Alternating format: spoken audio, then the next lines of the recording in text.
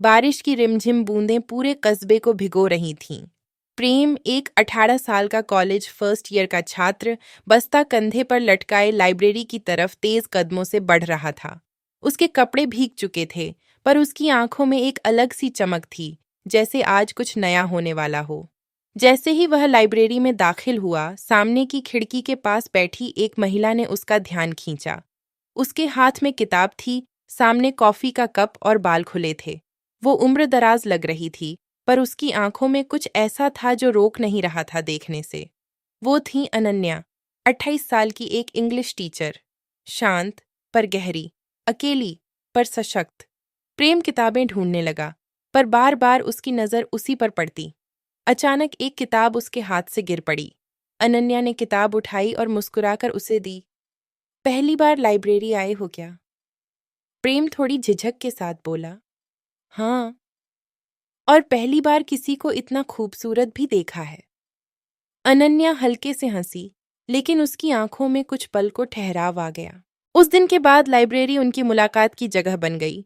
कभी किताबों के बहाने तो कभी कॉफी के बहाने दोनों बातें करने लगे। प्रेम कहानियों की बातें करता, अपने कॉलेज के दोस्तों का जिक्र करता। अनन्या कभी मुस्कुरा देती, कभी गंभीर हो जाती। तुम्हें जिंदगी बहुत जल्दी समझ में आ गई, अनन्या एक दिन बोली। और आपको जिंदगी ने बहुत जल्दी अकेला कर दिया, प्रेम ने जवाब दिया। वो खामोश हो गई।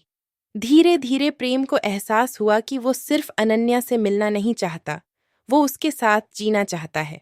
प्रेम ने एक दिन साहस जुटाकर अनन्या से कहा, मैं आपसे प्यार करने लगा हूँ, बहुत ज्यादा।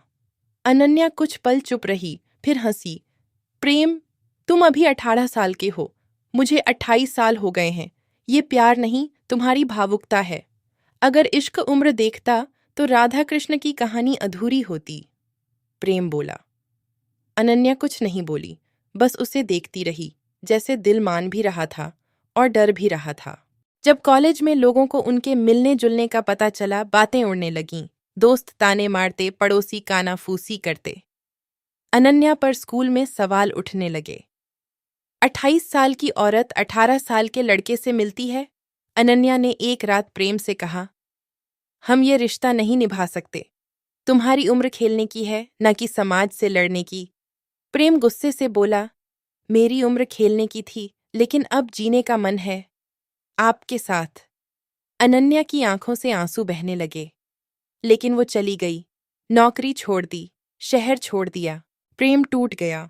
1 साल तक उसने अनन्या को ढूंढा, लेकिन कोई सुराग नहीं मिला। वो अब 19 का हो चुका था, पर दिल में वही सादगी थी। उसने पढ़ाई की, खुद को संभाला, लेकिन हर लड़की में वो सिर्फ अनन्या को ढूंढता रहा। एक दिन नए शहर की एक लाइब्रेरी में प्रेम रिसर्च के लिए गया। जैसे ही उसने दरवाजा खोला, सामने वही खिड़की, वही कॉफी कप और अनन्या। वो पल भर को स्तब्ध रह गई। प्रेम मुस्कुराया, गुलाब आगे बढ़ाया और बोला, अब मैं 19 का हूँ और मेरा इश्क 100 साल तक टिक सकता है। अब आप भागिए मत, चलिए साथ जीते हैं। अनन्या की आंखों में फिर आंसू थे, लेकिन इस बार दर्द के नहीं, प्यार के थे। उन्होंने शादी नहीं की, पर साथ रहना चुना। शुरुआत में बहुत विरोध हुआ, उम्र का फर्क, रिश्ते की परिभाषा, नैतिकता के सवाल। लेकिन प्रेम और अनन्या ने मिलकर समाज को दिखा दिया कि इश्क उम्र नहीं देखता, सिर्फ सच्चाई और साथ देखता है।